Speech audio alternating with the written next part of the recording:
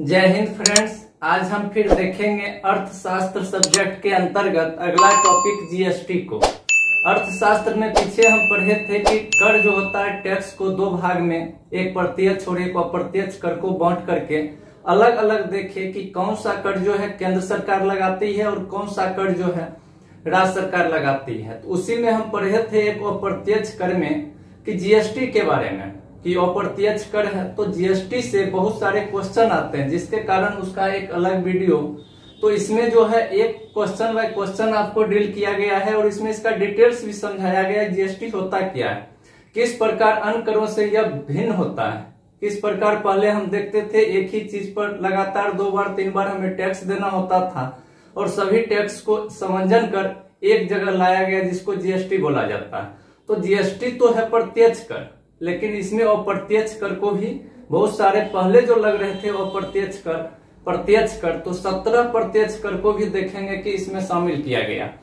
तो इसमें हम देखेंगे, इससे पहले हम पढ़ लिए थे कर के बारे में, टैक्स के बारे में 2 टाइप्स। तो डिस्क्रिप्शन में आपको उसका भी लिंक दे दिया गया। उससे पहले हम नेशनल इनकम को पढ़े, उसका भी लिंक है, और कर की प्रणाली जो थी उसको भी हम देख लिए। तो आज हम इसमें देखेंगे जीएसटी के बारे में।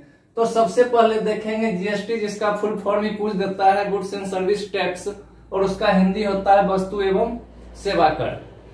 तो इसमें सबसे पहला देखेंगे कि यह तो है एक अप्रत्यक्ष कर, लेकिन इसमें जो है 17 प्रत्यक्ष कर को भी शामिल किया गया है, 17 प्रत्यक्ष कर को। दूसरा है कि इसका प्रस्ताव जो है जीएसटी लागू करने का प्रस्ताव सर्वप्रथम कब आया था, तो 2000 ईस्वी में आया था। इसके बाद देखेंगे कि सर्वप्रथम बिल का प्रारूप तैयार करने वाली समिति का अध्यक्ष कौन था, जो बिल तैयार किया था प्रारूप समिति, उसके अध्यक्ष कौन थे। तो इसका नाम हम याद रखेंगे असीम दास गुप्ता। असीम दास गुप्ता। अगला देखेंगे कि लागू करने का सुझाव, जीएसटी जो लागू करने का सुझाव किस समिति के द्वारा किया गया था, तो यह विजय केलकर समिति।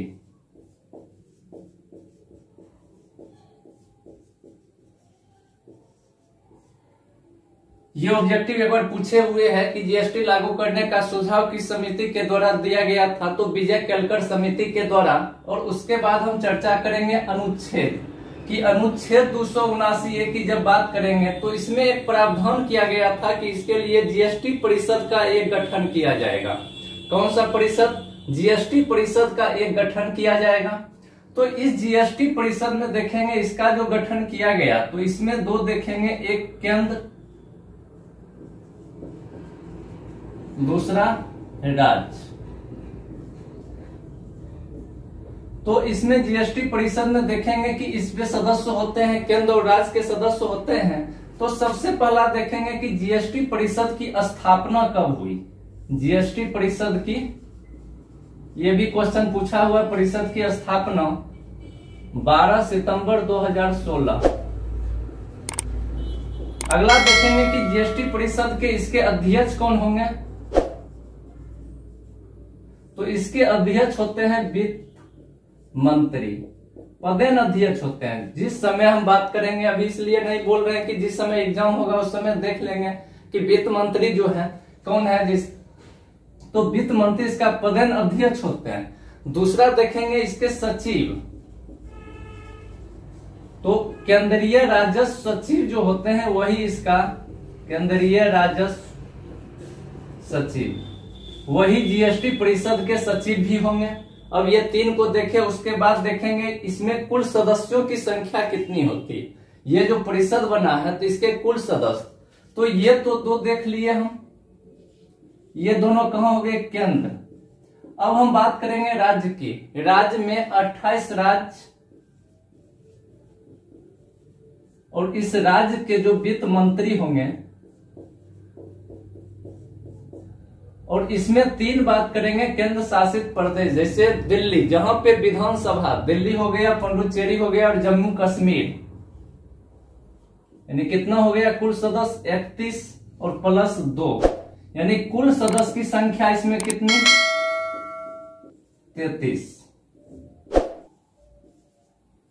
इसको समझ गए।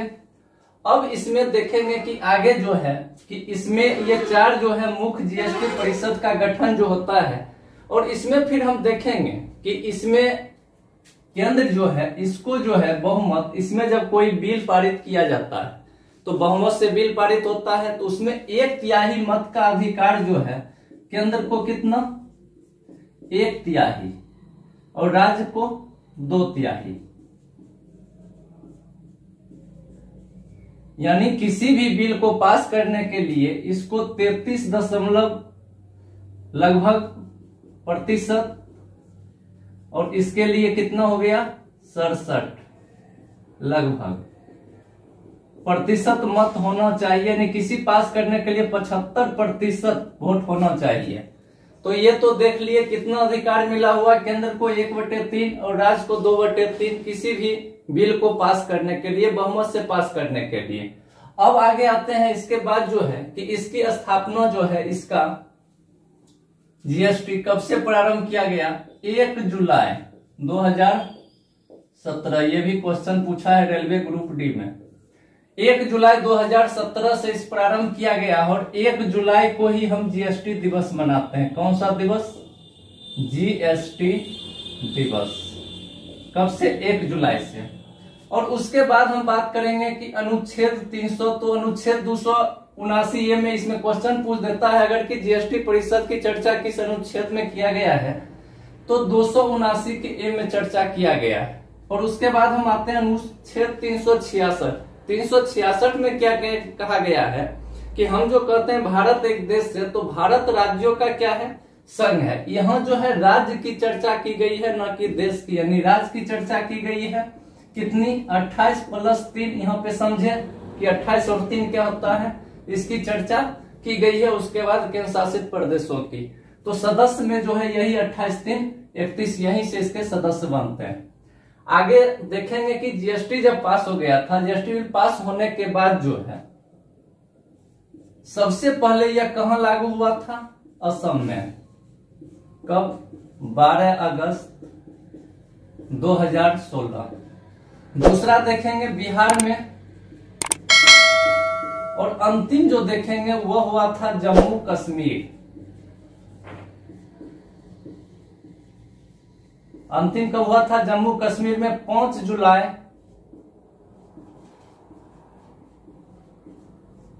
2017 को यह लागू किया गया था। और अब समझते हैं कि इसका जीएसटी क्या होता है। अब जो है कि यह जब बिल पारित हुआ था, तो इसमें देखेंगे कि पारित जो हुआ था कब, कौन से सदन में इसको पेश किया गया था। तो सबसे पहला देखेंगे राज्यसभा। 8 अगस्त 2016 को पारित हुआ था। किसमें? राज्यसभा में। याद रखेंगे। लोकसभा 3 अगस्त 2016।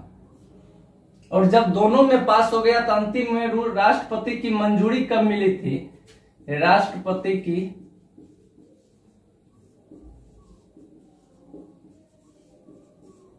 मंजूरी 8 सितंबर 2016।